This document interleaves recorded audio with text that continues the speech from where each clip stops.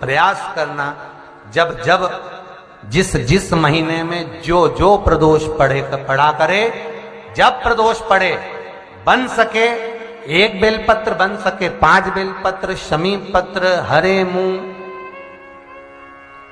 हरा मूंग, बेलपत्र, एक कलश के अंदर थोड़ा सा पानी लेकर 1 बेलपत्र, हरा मूंग, शमी पत्र डालकर और उसमें थोड़ा सा गुड़ डालकर भगवान शिव का स्मरण कर कर प्रदोष काल में, मान लो कोई काम आपका बहुत जरूरी है, बहुत दिनों से आप थक गए हैं, नहीं हो रहा, कर्जा बढ़ रहा है, धन नहीं आ रहा, व्यापार नहीं चढ़ रहा, या कोई समस्या बहुत प्रबल है, कोई एग्जाम में बैठ रहे हो नहीं हो रहा, परीक्षा भी दे दी है, रिजल्ट आने ही वाला है, तो भी प्रदोष काल में, प्रदोष के समय वो जल, मूंग, शमी पत्र और बेलपत्र और गुड़ का शंकर के शिवलिंग को समर्पित करना प्रारंभ कर दो।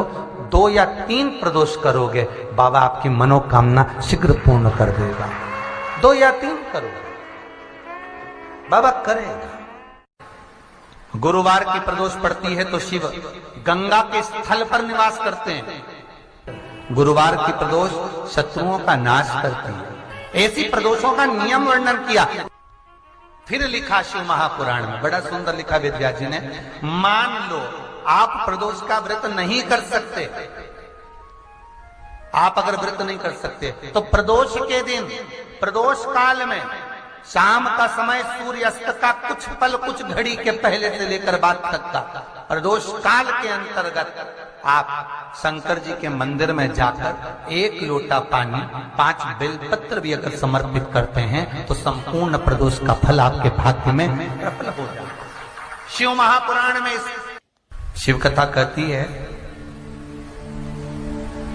नंदी का 1 पांव जो ऊपर होता है, आप लोग दर्शन करे होंगे शंकर जी के मंदिर में नंदी के, तो नंदी का 1 पांव उठा हुआ होता है, 1 पांव नीचा की ओर होता है।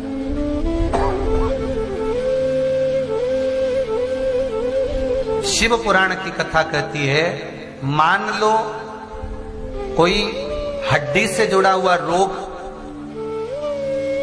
नेत्रों से जुड़ा हुआ, मस्तिष्क से जुड़ा हुआ कोई रोग रहता है, तो एक नीले कलर का फूल आता है महाराज, उस फूल में हल्दी डालकर गुरुवार का प्रदोष पड़ने पर जो नंदी के पांव के पास समर्पित कर देता है महाराज, उसका रोग धीरे धीरे समाप्त होने लगता है। लिंग पुराण कहती है कि नंदीश्वर भगवान के सामने जो पुष्प समर्पित करा जाता है उसको, ये तो लिखा था स्कंद पुराण और शिव पुराण। लिंग पुराण कहती है जो फूल आपने समर्पित करा उसको लाकर पानी की बाल्टी में डालकर आप स्नान भी कर सकते हो, उससे भी हड्डी के जितने रोग होते हैं उसमें आराम लगने लगे। जैसे कहीं शरीर नहीं चल रहा, हाथ झुन्न पड़ रहा है, हाथ काम नहीं कर रहा, हाथ में झुंझुनी आ रही है, कंपन आ रहा है, उसमें भी ये प्रयोग का पर होना चाहिए बृहस्पतिवार की प्रदोष। कौन से बार की? बृहस्पतिवार, गुरुवार की प्रदोष। प्रदोष के दिन यदि आपको कहीं से शमी पत्र मिल जाए, प्रदोष के दिन यदि कहीं से आपको शमी पत्र मिल जाए और प्रदोष काल में, प्रदोष का जो समय होता है, शाम का जो समय होता है प्रदोष काल, 4 प्रदोष 5 प्रदोष आप कर देखिएगा कि आपका कोई काम है, कोई नौकरी के लिए आप अप्लाई कर रहे हैं, कोई समस्या बड़ी विकट आ गई है, कोई तकलीफ विकट आ गई है, कोई समस्या विकट आ गई है, प्रदोष के प्रदोष काल में अगर एक शमी पत्र भी आप घर के शिवलिंग को, अब ये करने के लिए आपको मंदिर के शिवलिंग नहीं जाना, अपने घर में जो शिवलिंग, चाहे वो स्फटिक का हो, पारद का हो, कंकर शंकर का हो, लकड़ी का हो, जो शिवलिंग तुम्हारे घर में, कांच का हो, चाहे वो नर्मदा के कंकर का हो, नर्मदेश्वर हो, पाषाण का हो, जो शिवलिंग चांदी का हो, सोने का हो, तांबे का हो, पीतल का हो, जो शिवलिंग तुम्हारे,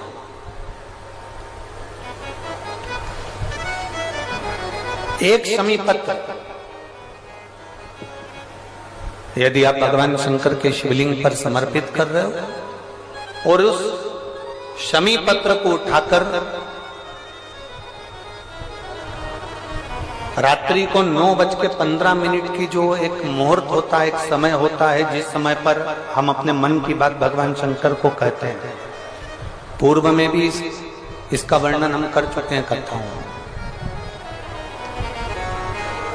उस 9:15 पर वो शमी पत्र को उठाकर एक कागज में, एक कटोरी में उसको रखते, 4 या 5 प्रदोष के उस शमी पत्र को अपने पास में रखिए और जिस कार्य के लिए जा रहे हो उसको जेब में ऊपर के भाग में उसको रखकर लेकर जाइए। आपका वो कार्य सफल होकर ही रहेगा, वो रुक नहीं सकता। उस शमी पत्र में इतना बल होता है, प्रदोष का जो शमी पत्र होता है वो बड़ा बलवान होता है, बड़ा प्रदोष, शिवरात्रि, सोमवार की अष्टमी, प्रदोष भी हर महीने आती है, शिवरात्रि भी हर महीने आती है, सोमवार भी हर महीने 2, 3, 4, 5 पड़ी जाती है।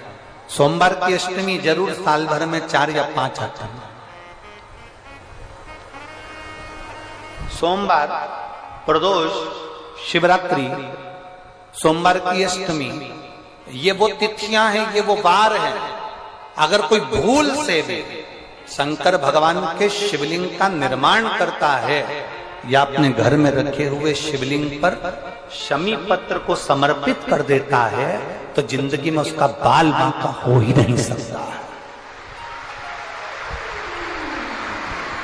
प्रदोष के शमी पत्र में बल होता है, प्रदोष के शमी पत्र में।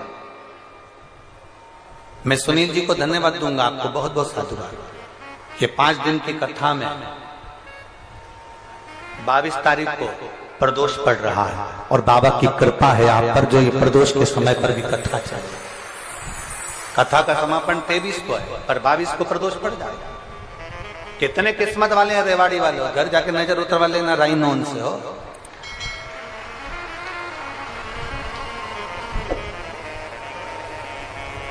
शिव की कृपा कितनी है आप। जिस प्रदोष व्रत का हम वर्णन करते हैं, जिस प्रदोष के दिन का आपको बधाई कल हमने दी थी कि प्रदोष की आपको बधाई हो। प्रदोष शाम का जो समय होता है, प्रदोष काल जो होता है, उसका वर्णन जब हम करते हैं, ये प्रदोष की पूजन का विधान किसने बनाया, ये प्रदोष की पूजन का नियम किसने बनाया, ये प्रदोष की संध्या काल का, प्रदोष के समय का पूजन का विधान कौन बनाया, ये प्रदोष के समय पर एक बेलपत्र चढ़ाने का विधान किसने बनाया, प्रदोष के समय पर एक समीपत्र चढ़ने का विधान किसने बनाया। प्रदोष के समय पर अगर मान लो कोई भिखारी से भिखारी व्यक्ति भी है जो ठेला चला रहा है, उसके पास में खाने के लिए कुछ नहीं है, फटे कपड़े पहन रहा है, उसकी जिंदगी में कुछ भी नहीं बचा और कर्जे में लदालूम हो गया, एक चावल का दाना अगर वो प्रदोष के दिन, प्रदोष काल में शाम के समय पर शंकर के शिवलिंग पर चढ़ा देता है तो 3 या 4 प्रदोष में उसका कर्जा चूकना प्रारंभ हो जाता है। प्रदोष का विधान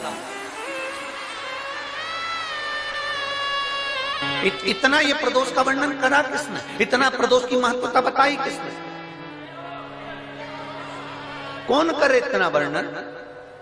अगर प्रदोष की महत्वता बताने वाला कोई है, इसीलिए मेरे शंकर भगवान माता सती को लेकर कुंभज ऋषि के यहाँ, अगस्त ऋषि के यहाँ कथा सुनने के लिए गए थे, क्योंकि उनके बराबर कोई शंकर के महत्व को बता नहीं सकता और प्रदोष के महत्व को नहीं बता सकता। सती मैया को प्रदोष का महत्व बताने के लिए शंकर सती जी को लेकर कुंभज बाबा के यहाँ गए थे, अगस्त ऋषि के, कि प्रदोष के महत्व को तो जानो सती, तुम प्रदोष के महत्व को तो सती जानो, तुम प्रदोष के महत्व को तो सती पहचानो कि प्रदोष का महत्व क्या होता है, प्रदोष काल का महत्व क्या होता है, प्रदोष के समय का महत्व क्या होता है। जिस समय पर सूरज डूब रहा हो,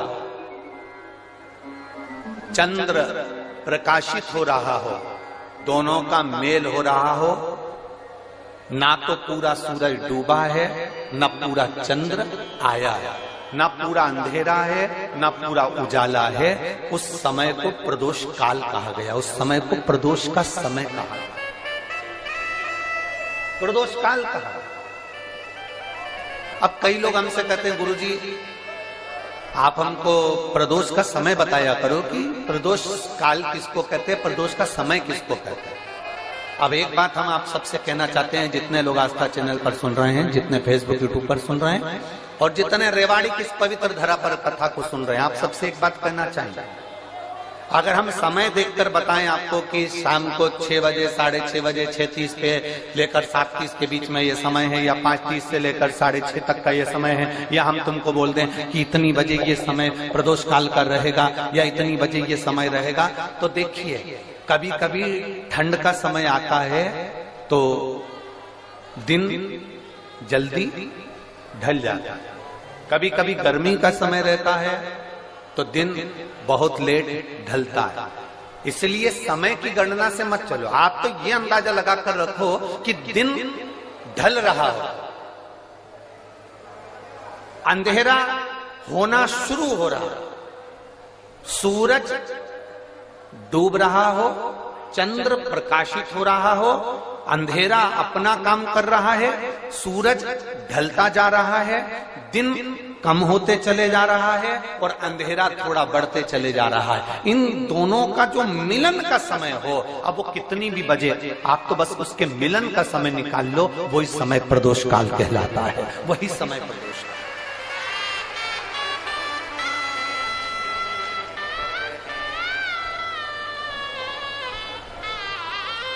अब प्रदोष काल की पूजन का विधान किसने बनाया? कोई आपसे पूछे तो क्या बताओगे? जम के बोलो जल्दी से, कौन ने बताया था? अगस्त ऋषि।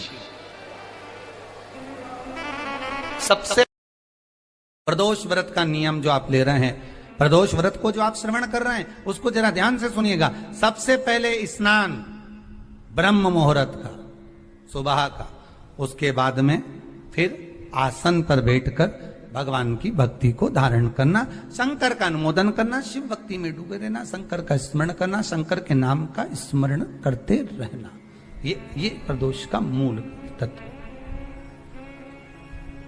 महाराज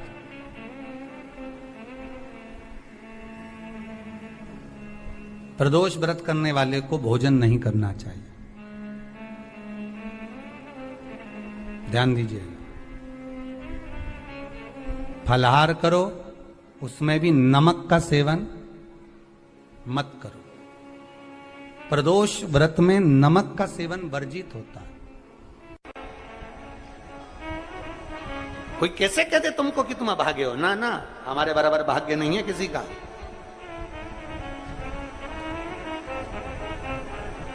तुम्हारी ग्रह खराब है, तुम्हारे ग्रह खराब है।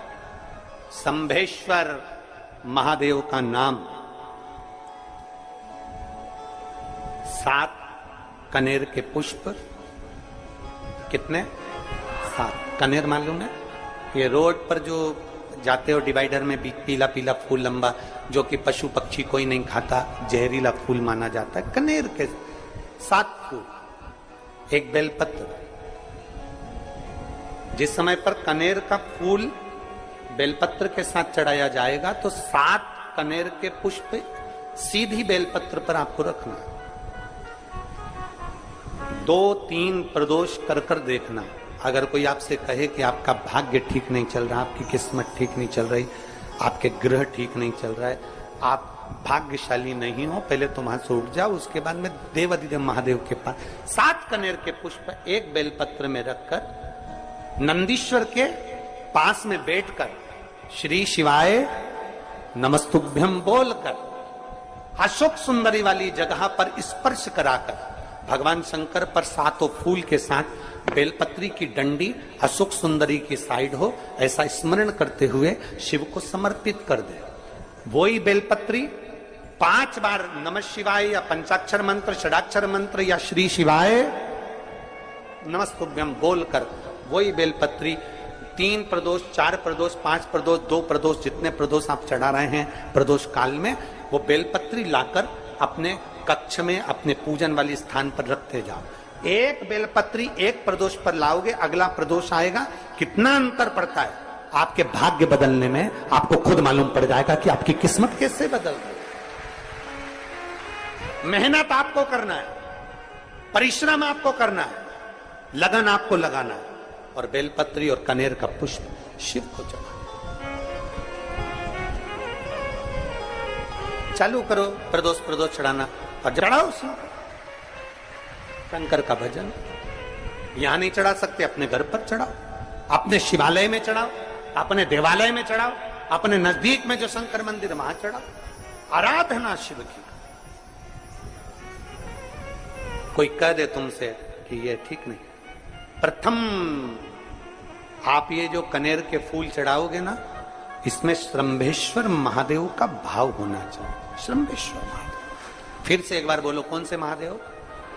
श्रंभेश्वर। और फिर एक निवेदन, मान लो कि डॉक्टर कह दे कि बच्चे की धड़कन नहीं आ रही है, 7 पुष्प कोई से भी, 7 बेलपत्र अशोक सुंदरी वाली जगह पर एक एक कर बेलपत्र, एक बेलपत्र एक पुष्प अशोक सुंदरी वाली, एक बेलपत्र एक पुष्प अशोक सुंदरी वाली जगह पर चढ़ा दीजिए, और एक बेलपत्र उसमें से एक पुष्प लेकर अपने घर जाइए, और 15 दिन के बाद वापिस उस बच्चे की सोनोग्राफी जांच डॉक्टर के कहने से कराइए। बाबा उस बच्चे की धड़कन, श्वास और शरीर पूरा देगा। श्रंभेश्वर महादेव में, श्रंभेश्वर महादेव का जब नाम लिया जाता है तो 33 कोटि देवी देवताओं का एक साथ नाम उच्चारण हो जाता है। 33 कोटि देवताओं।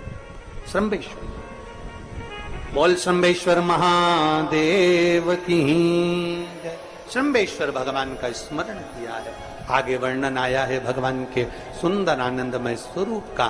जब भगवान देवाधिदेव महादेव आनंद में विराजमान थे, देवता और राक्षसों ने मिलकर मंथन किया, मंथन में विष निकला जो देवाधिदेव महादेव के पास पहुंचा। शिवजी ने विष को धारण करा, क्योंकि घर का जो बड़ा होता है, घर का जो बुजुर्ग होता है, उसको बहुत सहना पड़ता है, बहुत सहना पड़ता है। घर का जो बुजुर्ग है, घर का जो बड़ा है, उसको सहना पड़े, सहन करना पड़े, और सहने की आदत होना भी चाहिए।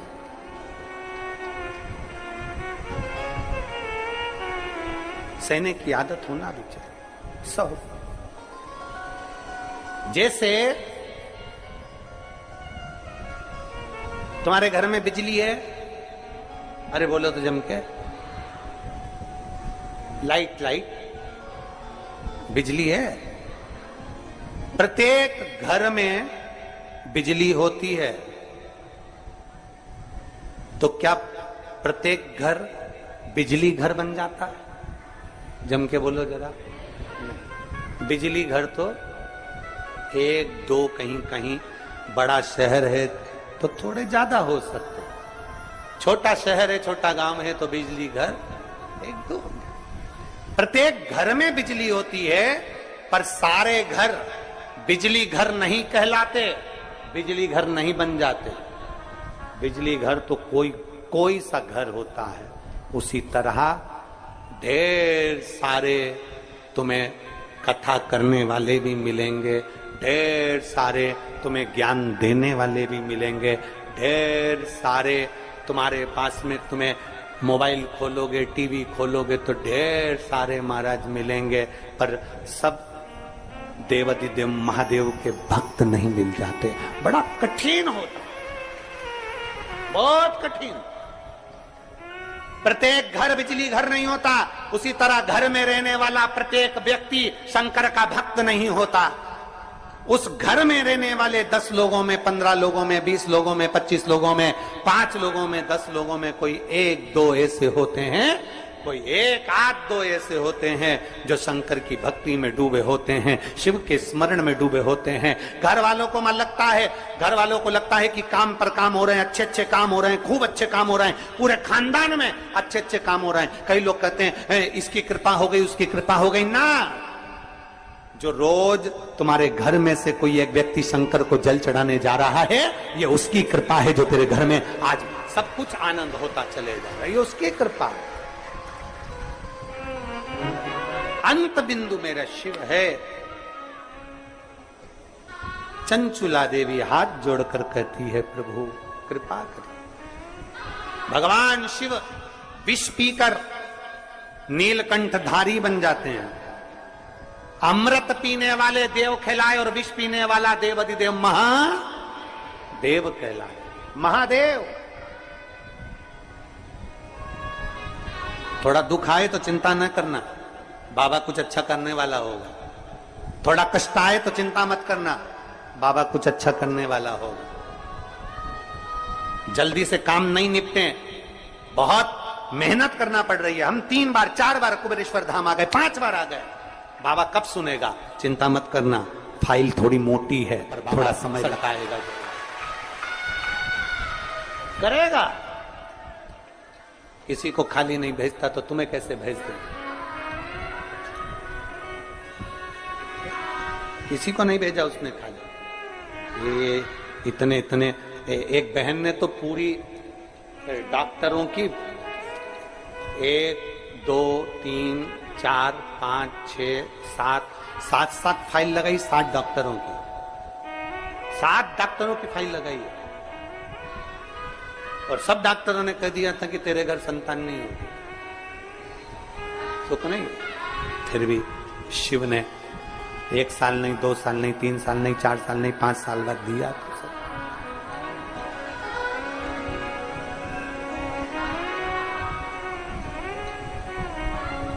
देता जरूर है, थोड़ा समय लग सकता है।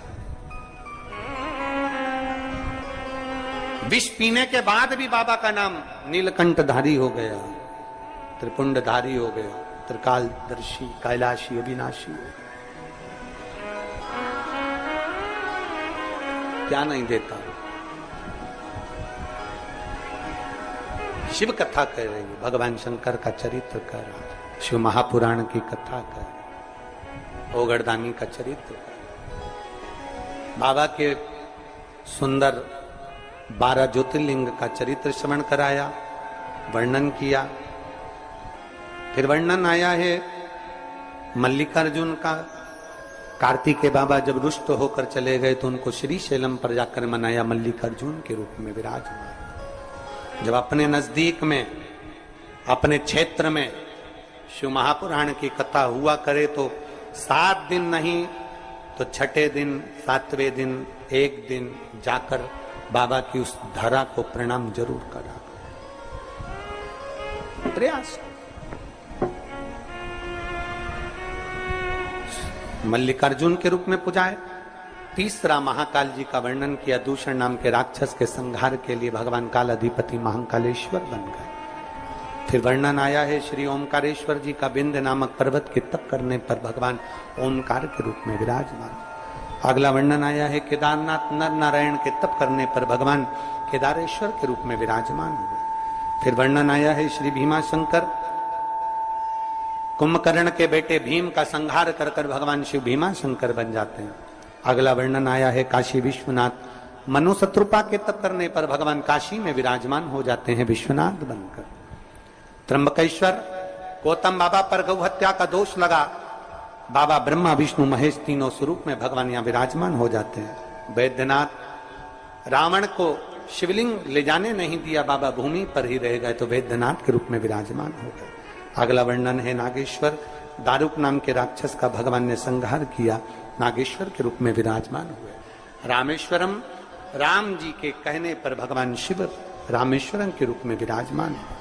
फिर वर्णन आया है कृष्णेश्वर, सुधर्म नाम के ब्राह्मण की धर्मपत्नी भूष्मा के बेटे को भगवान ने जीवित करा है तो भगवान कृष्णेश्वर के रूप में विराजमान है। भगवान देवाधिदेव महादेव, त्रिकालदर्शी, कैलाशी, अविनाशी, मेरे शिव 12 ज्योतिर्लिंग, ज्योतिर्लिंग का मतलब है जहां पर शंकर ज्योति के रूप में हमेशा विराजमान, हमेशा विराजमान।